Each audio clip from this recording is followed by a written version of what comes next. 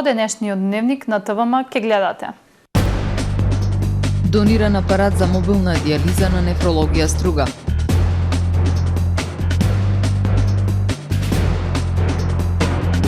Избран концесионер за Охридското езеро пред да се донесе риболовна основа, велат од еколошкото здружение Фронт 2142.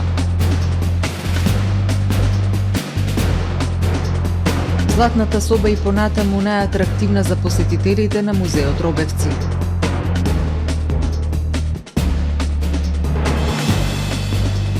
Промовирана приказната за џуџето Јохан Ухан.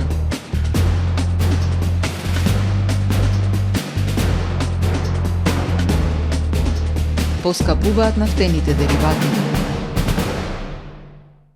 Со содржините во дневникот започнуваме повременската прогноза. Останете со нас. Трпе Инвест ви донесува метео на ТВМ.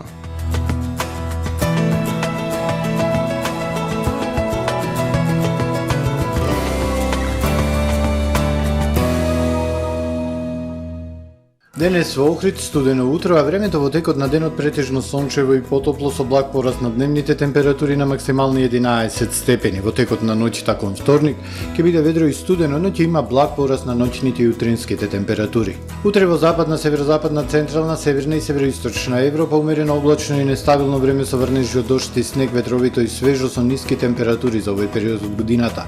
Дожд се очекува на северно-апенинскиот и балканскиот полуостров, а над Алпите снег во останатите делови од Европа, сончево со локална облачност. Во вторник, во северните и приморските делови на Балканскиот полуостров умерено облачно и нестабилно време со дожд и ниски температури. Во останатите делови на Балканот претежно сончево со локална облачност, максималните дневни температури од 13 до 19 степени. Во Македонија во вторник студено утро со утрински температури од -5 до +3. Во текот на денот сончево со локална облачност и потопло.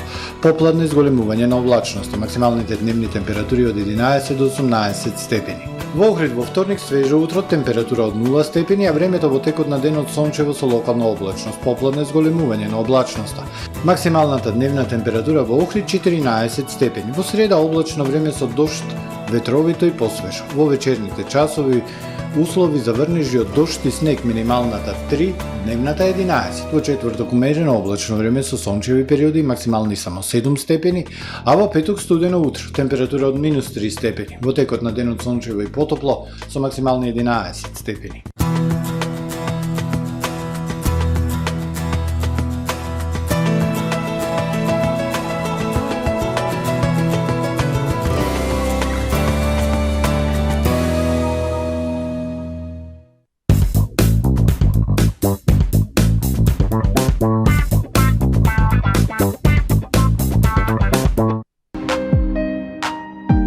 Ресторан Далга.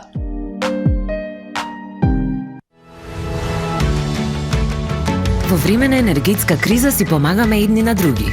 Со 80 милиони евра неповратна помош од ЕУ, помагаме да се изнајдат најдобрите решенија за сите. Директна помош за намалување на сметките за електрична енергија за домакинствата и ранливите категории граѓани. Спроведување решенија за поголема енергетска ефикасност и намалување на енергетската зависност. Инвестирање во одржливи и обновливи извори на енергија и забрзување на енергетската транзиција кон зелени решенија. Преземаме заеднички чекори за доброто на сите, затоа што енергијата не поврзува. ЕУ со тебе. Добре дојдовте во светот на Кармен Бау Центар. Во безпрекорно уреден продажен простор, купувањето во еден Бау Центар никогаш не било попријатно. Со гордост ви го представуваме нашиот шоурум Мараци, со најголем избор на плочки од Мараци и санитарија од светски познатите брендови Грое, Колпасан, Идеал Стандард, Рока, Унитас. На располагање ви е нашиот архитект, кој ќе ви помогне во осмислување на вашиот проект. Располагаме со најбогатата палета на ламинат во државава. Одберете од 100 различни дизајни на Swiss Chrono. Покрај стандардниот избор на фасадните системи Knauf и Бекамент, ви нудиме богат избор на професионален алат на реномираните производители Bosch и Divol. Кармен Бау Центар на улица Железничка. Тамаро е 25 години охридски водички лидер и препознатлив бренд. Обуките од менаџерскиот тим се доказ за максимална посветеност кон вработените. Тамаро Холдингот се грижи за организацијата и на време од пренесените информации кои отсликуваат тимската работа. Секој успех на вработениот е успех и на компанијата. Маркетите располагаат со производи со висок квалитет од секакви брендови по одлични цени. Вкусните печива од Анабела пекарата се веќе омилен појадок на многу потрошувачи во Охрид. Анабела кујната услужува голем број на потрошувачи и компании.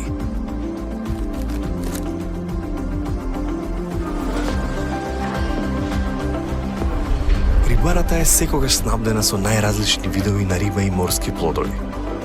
А месарниците располагаат со свежо месо и месни производи во секое време. Уживајте во својот охридски домаќин. Тамаро, повеќе од маркет.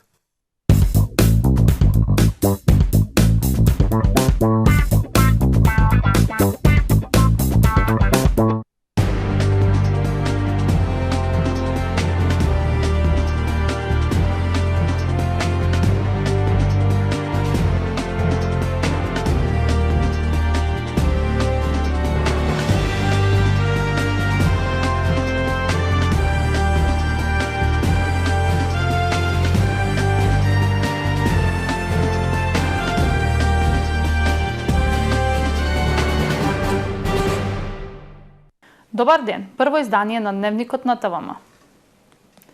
Струшката болница за нефрологија доби апарат за мобилна диализа.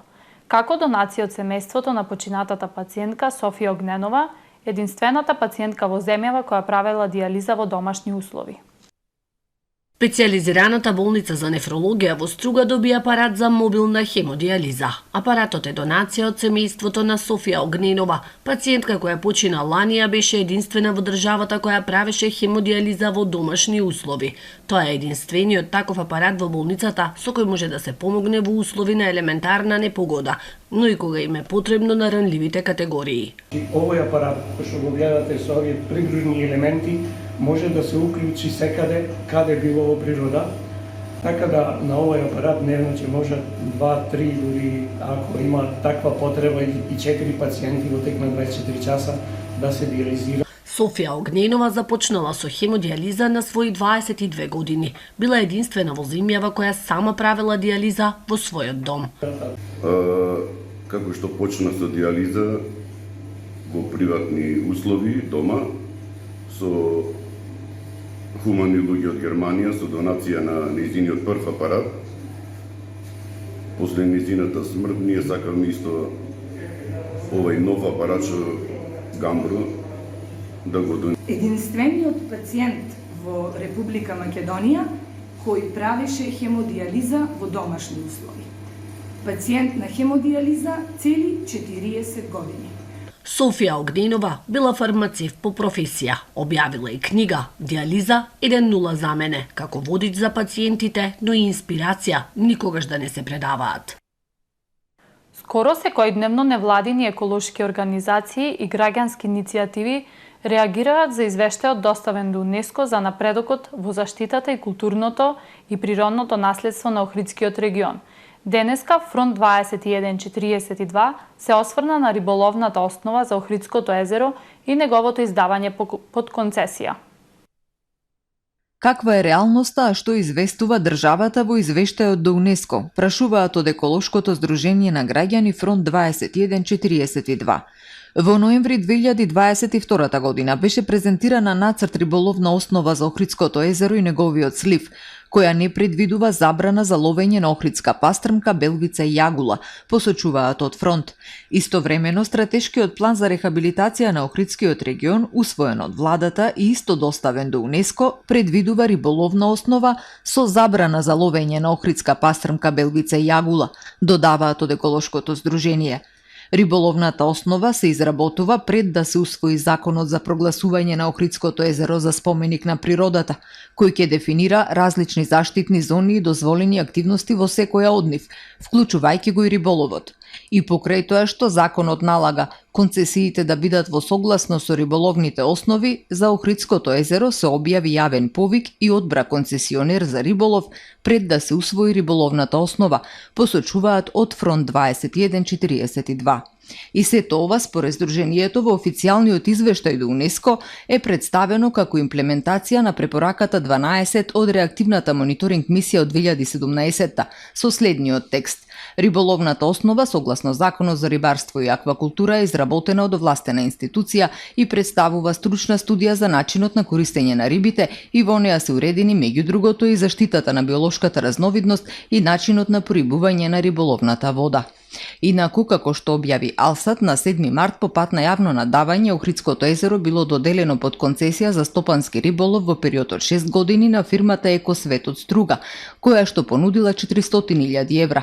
Од ресорното министерство нема официјална потврда за тоа, туку информација дека постапката за доделување концесија на риби за вршење стопански риболов и организирање рекреативен риболов на Охридското езеро е во тек и обврските по однос на порибувањето, количини и улов на риба на идниот концесионер ќе бидат утврдени во договорот за концесија по изборот на концесионер.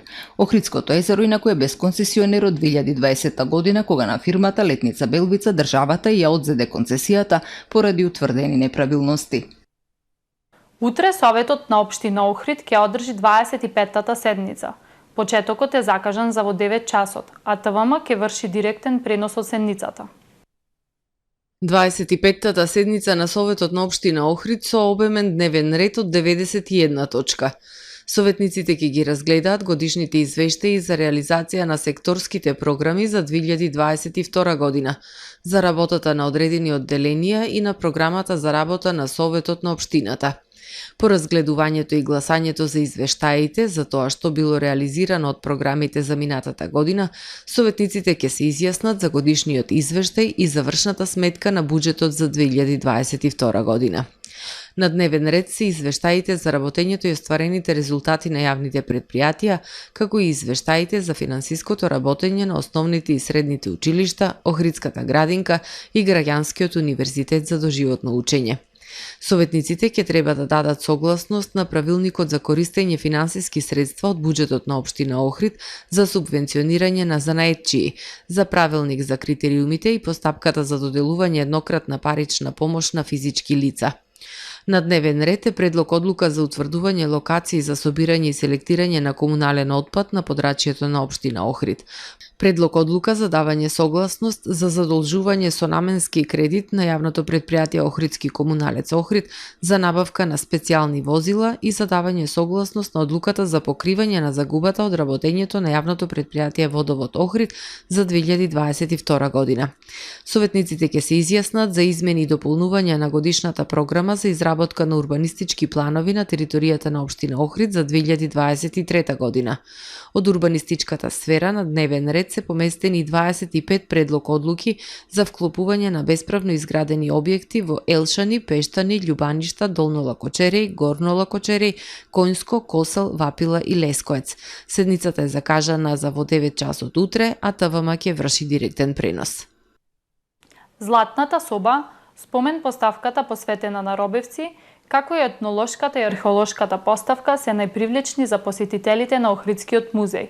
Се уште најбројни посетители се странските туристи, додека кај домашните е слаб интересот, но сепак радува фактот што после ковид пандемијата од година во година се забележува раст на бројот на посетители. Златната маска и приказните за златната соба се уште најинтересни и најпривлечни за туристите кои доаѓаат да го посетат музеот Куќа на робевци во Охрид. После 2 годишен значителен пат на посетеноста поради пандемијата од COVID-19 се чини дека работите конечно се движат во вистинска насока. Но се уште мал е бројот на домашните посетители, околу 80% од посетителите на музеот се странци, додека 20 се домашни македонски посетители, што може би е еден поразителен податок. Но со оглед на економската и целокупната ситуација во државата, веќе подолг период, може би се подразбира зошто е тоа така, вели Атанас Кипро, археолог и водич во музеот Куќа на робевци. Претходната година, како пандемиска година, да речеме, се забележа зголемување на посетеноста и исто така таа зголемена посетеност е забележлива во првите 2 месеци во 2023 година, што е еден добар показател што да се очекува во оваа тековна година, дека веројатно ќе ги надминеме бројката на посетеност од претходната година.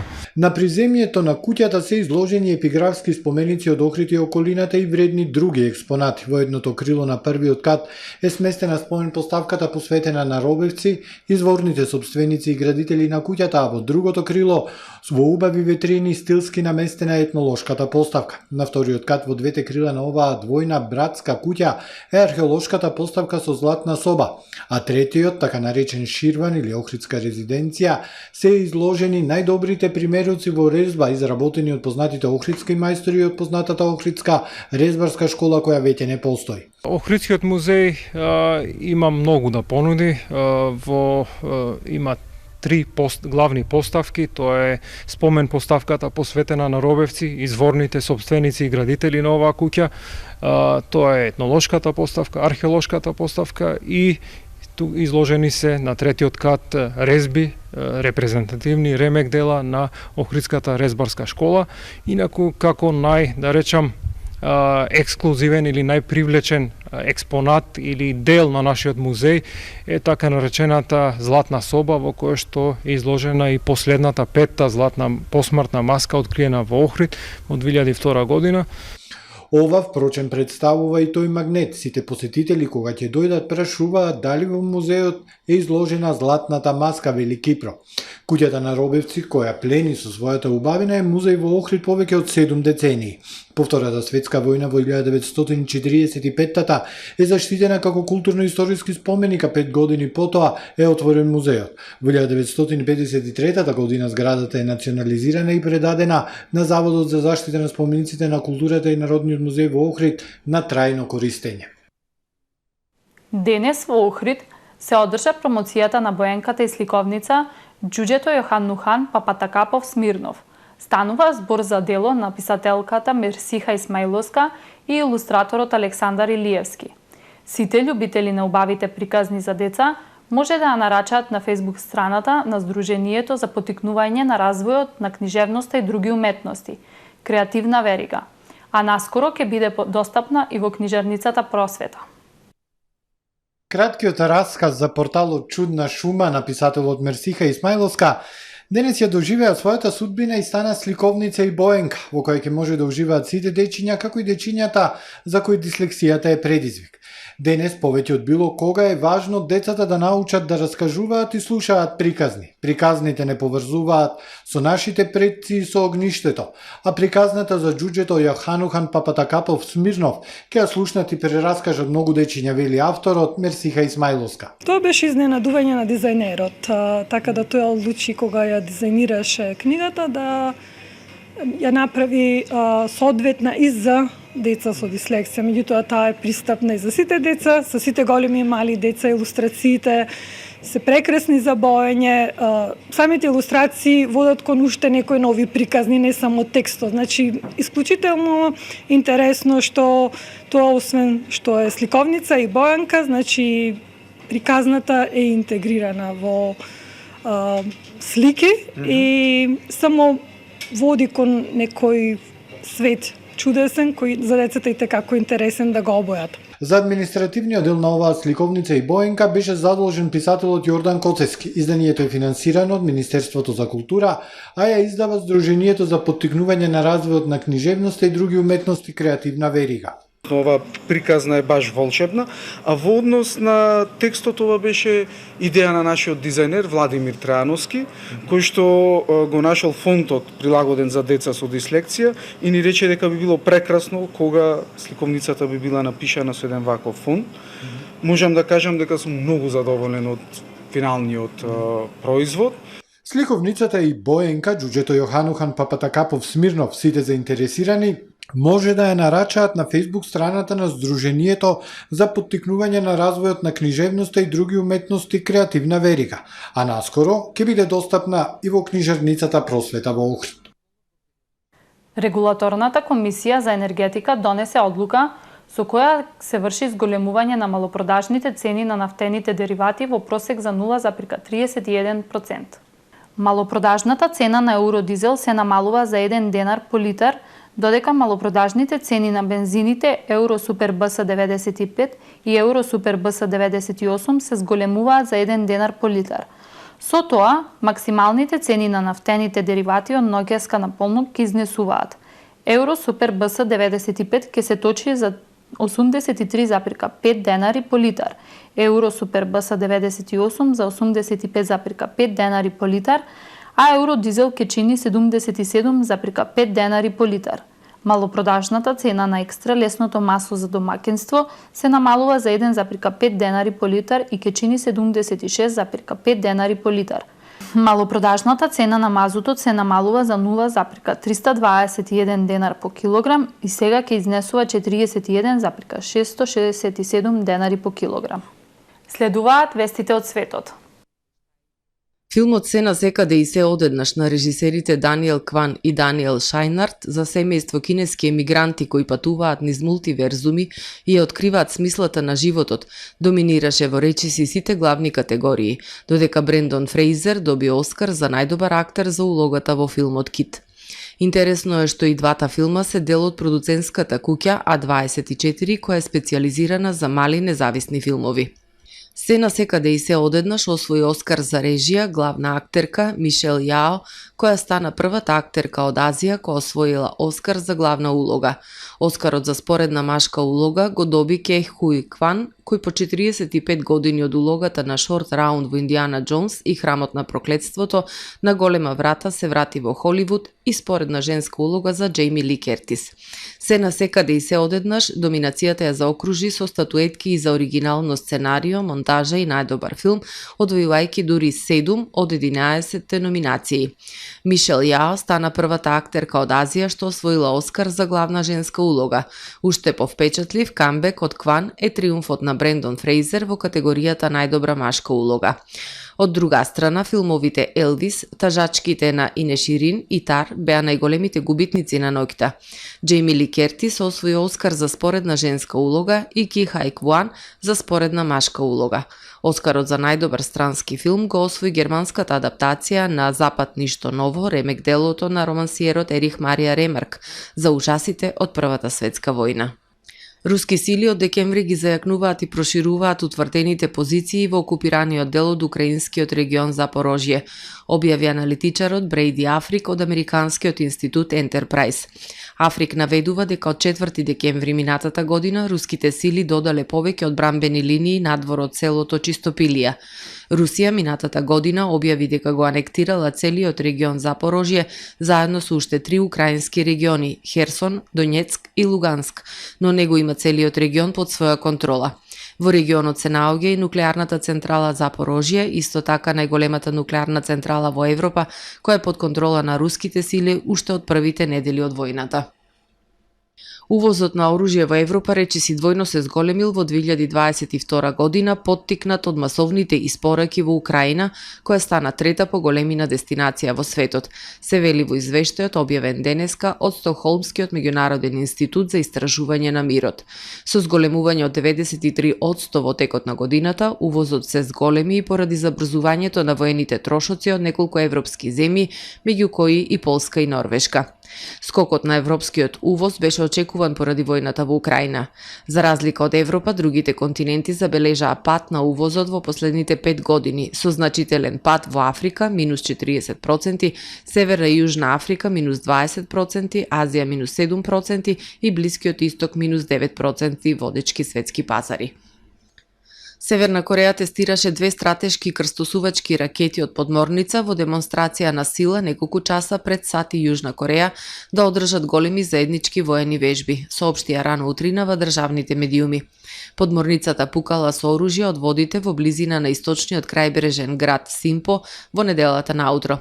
Јужнокорејската војска соопшти дека открила лансирање на неодредена ракета.